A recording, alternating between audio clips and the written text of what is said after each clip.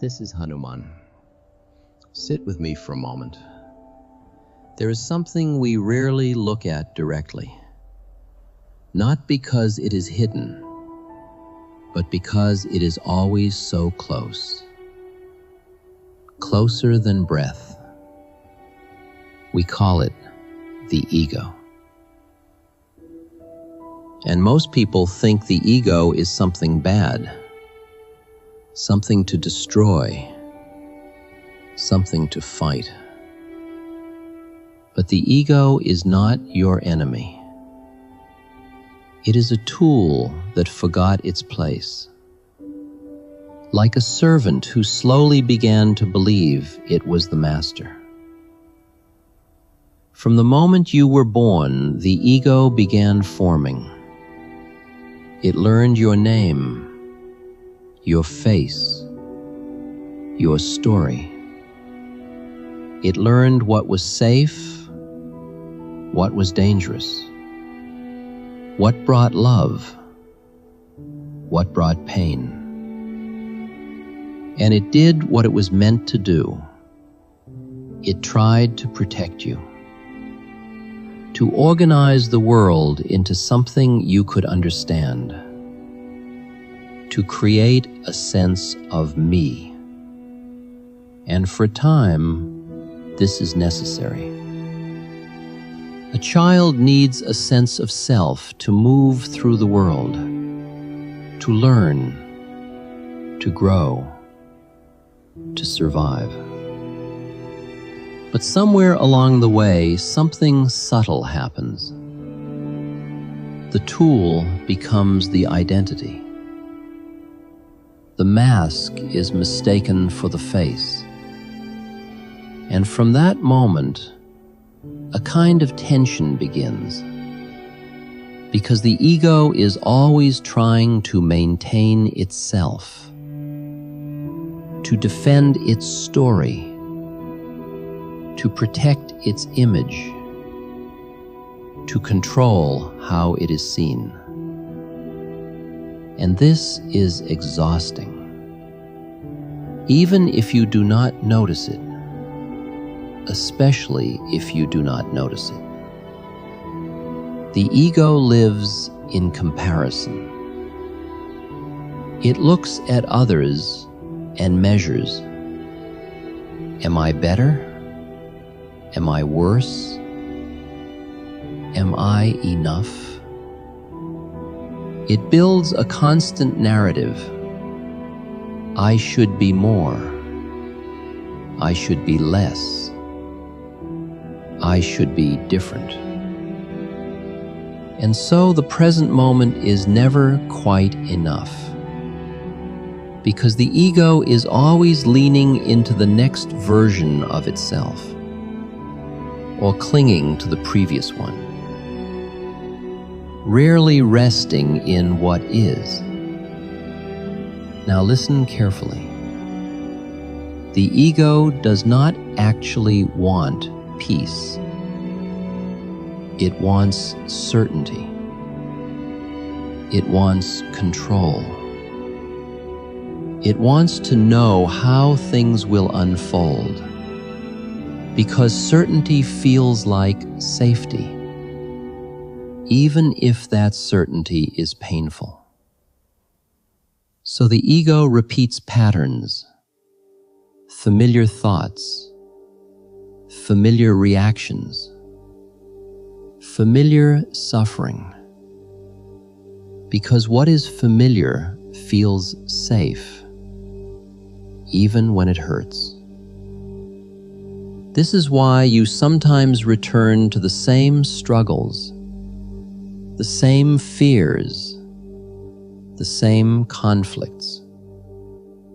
Not because you want to suffer, but because the ego prefers the known over the unknown, even when the unknown holds freedom.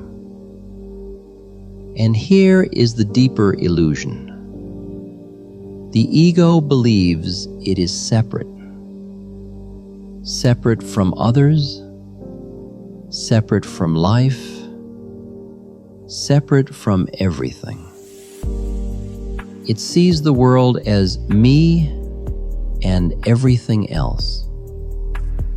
And from this separation comes fear.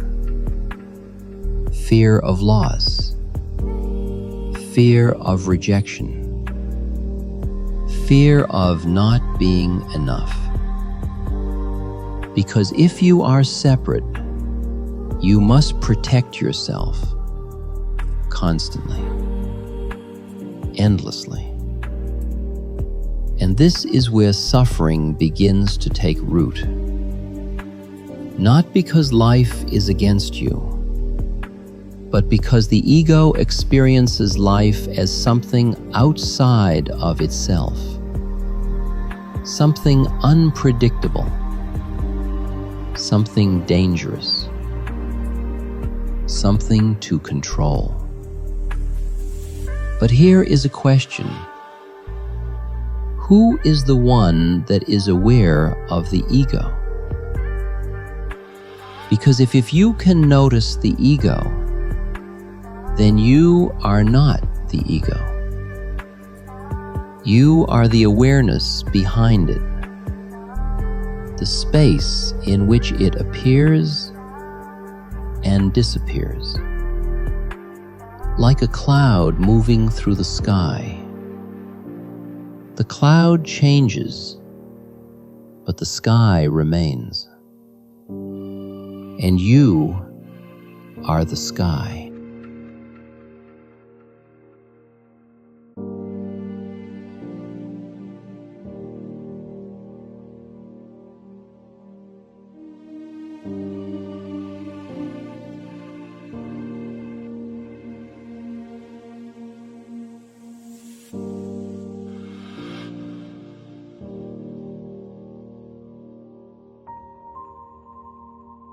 Now, let us look a little closer.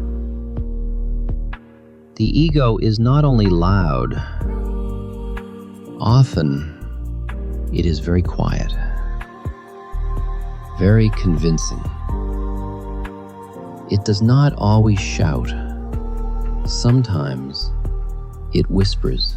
And because it whispers, you believe it is you. It speaks in your voice.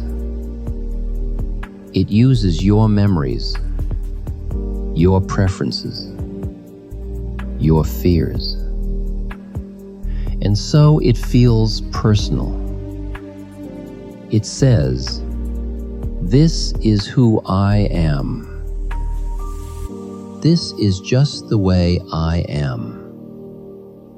And slowly, you stop questioning it. You begin to live inside its story. Without realizing, you are the one keeping the story alive. Through attention, through belief, through repetition. This is how identity forms. Not as truth, but as habit. A pattern of thought and feeling repeated until it feels solid, until it feels real. But what is repeated can also be seen, and what is seen can loosen. This is where awareness begins to open space. Not by force, not by fighting, but by noticing. Simply noticing. The thought arises, "I am not enough." And instead of believing it, you see it. You feel it. You allow it to be there without building a story around it. And something shifts. The thought loses weight because it is no longer held tightly. This is the beginning of freedom. Not the absence of thoughts, but the absence of identification. Now listen carefully. The ego is very clever. When it sees you beginning to wake up, it adapts. It changes form. It says, we are becoming spiritual now. And suddenly it builds a new identity. I am someone who is aware. I am someone who is evolving. I am more conscious than others. And just like that, the ego returns, wearing a new mask, a more subtle one, a more refined one, but still a mask. This is why the path requires honesty, deep honesty, because the ego can hide anywhere, even in your goodness, even in your kindness, even in your search for truth. It can turn anything into identity, into something to hold on to. And holding on is its nature. So the question becomes, not how do I destroy the ego, but can I see it clearly without becoming it? Can I notice the movement of the ego without resisting it, without judging it, without trying to fix it? Because the moment you fight the ego, you are still inside it. The fighter is also part of the structure. The one trying to win is still the ego. So the movement is not struggle. It is awareness, relaxed, open, uninvolved, like watching waves on the ocean. They rise, they fall, but the ocean remains untouched. And you are not the waves. You are the ocean. Now feel into this. If you are not your thoughts, if you are not your roles, if you are not your story, then what are you? Do not answer too quickly. Let the question open. Let it create space, because in that space, something deeper begins to reveal itself. Not as an idea, not as a concept, but as a presence. Quiet, still, aware.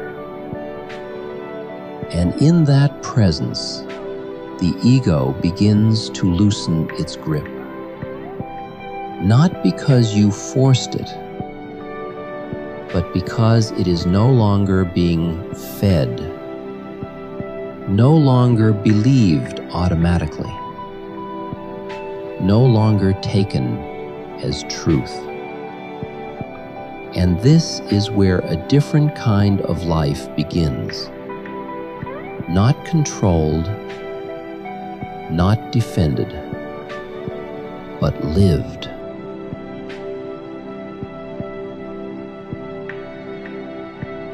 Now we begin to see something deeper.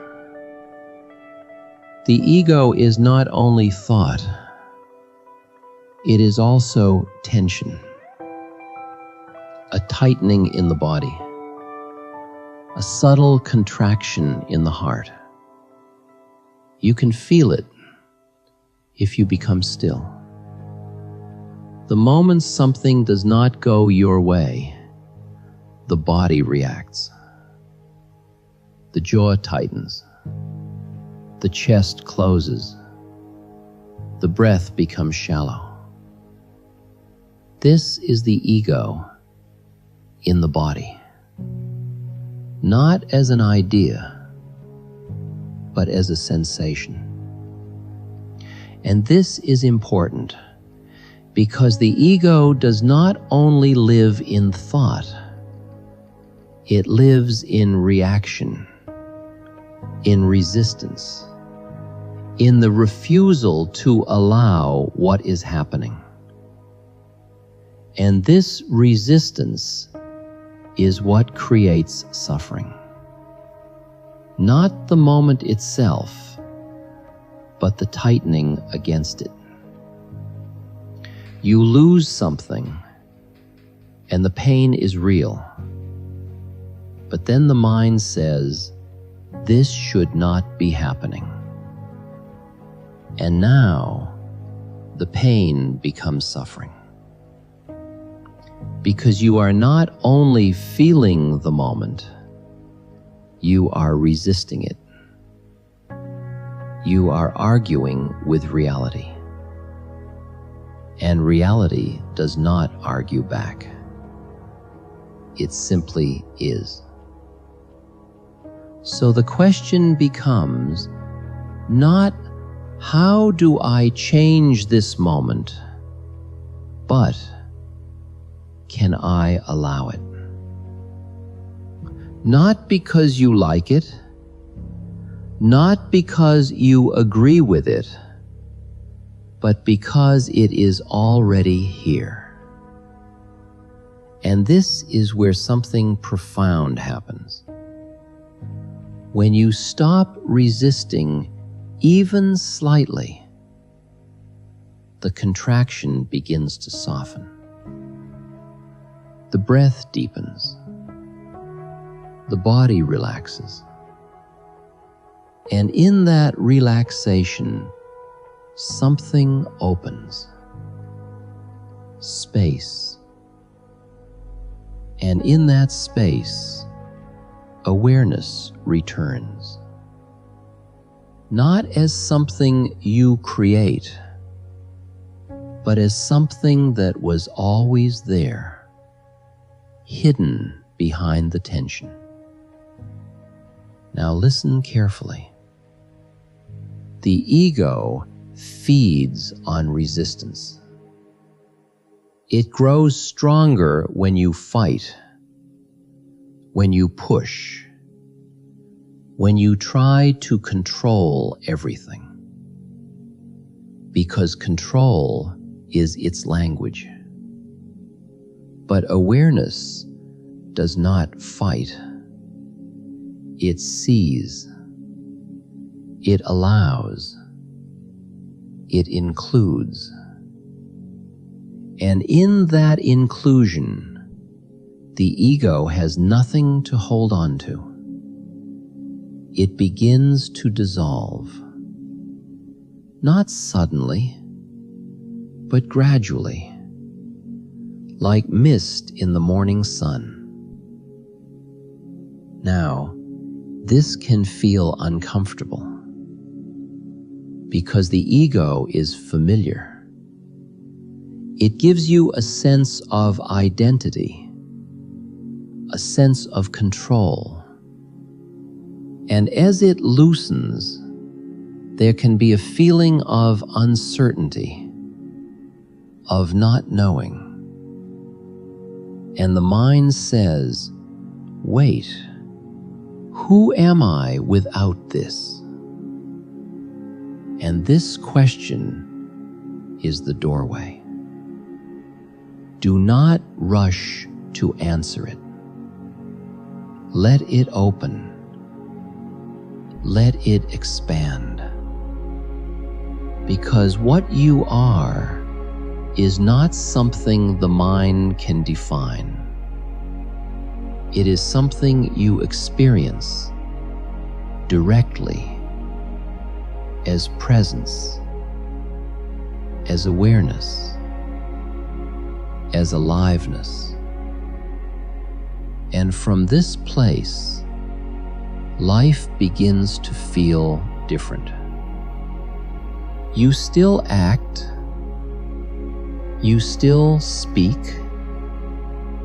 you still move through the world, but something inside is no longer tight, no longer defended, no longer trying to become something. And in that, a kind of freedom appears. Not freedom from life, but freedom within it. You begin to respond instead of react, to listen instead of defend, to allow instead of resist. And slowly, the patterns that once controlled you begin to lose their power.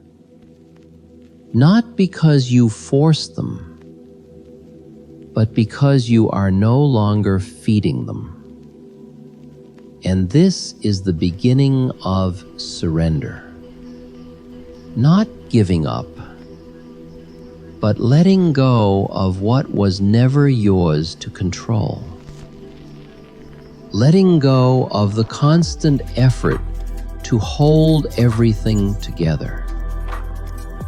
And trusting, even slightly, that life can move without your grip. And it can. It always has. And now we arrive at something very simple. So simple that the mind often overlooks it. All this time, you have been trying to become something better, wiser, more peaceful, more complete. And there is nothing wrong with that. But look closely. Who is the one trying to become? It is the same movement, the ego, trying to improve itself, trying to refine its image, trying to reach a place where it can finally rest. But the ego never truly rests, because it exists through becoming, through movement, through effort, through striving. So even the search for peace can become another form of tension, another subtle struggle. And this is where something shifts. Not through effort, but through seeing. Seeing clearly that there is nowhere to arrive, nothing to become. Because what you are is already here. Before the thought, before the identity, before the story. You are the awareness in which all of it appears, unchanging, open, silent. And when this is seen, even for a moment, something relaxes deeply. The search slows down. The grasping softens. The need to hold everything together begins to fall away. And what remains is presence, simple, effortless, here. Not something you create, not something you maintain, just what is. And from this place, life continues. You still think, you still feel, you still act, but something is different. You are no longer lost inside it. The thoughts come and go. The emotions rise and fall. But you remain. Like the sky holding the weather, unaffected, unmoved, open. And in this openness, something beautiful happens. The sense of separation begins to dissolve. The boundary between you and everything else becomes thinner, less solid. You begin to feel connected, not as an idea, but as a direct experience. The same awareness that is here is there, in others, in the world, in everything. And from this, a natural compassion arises, not forced, not practiced, but flowing, because there is no longer the same distance, no longer the same division. And this is where the ego finds its place again, not as the master, but as a servant, a useful tool, something you can use to move through the world without becoming it, without losing yourself in it. And life becomes simpler, not because everything changes, but because you are no longer fighting it, no longer trying to control what cannot be controlled, no longer holding so tightly. And in that letting go, peace appears, not as something dramatic, not as something distant, but as a quiet background to everything, always there, waiting not to be created, but to be noticed. And when you notice it, even briefly, you understand something. There was never anything missing, only something misunderstood. This was a letter from Hanuman, a quiet reflection on something that has always been here.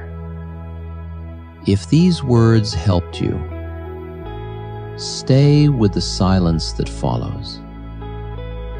If they did not, let them pass like wind through the sky.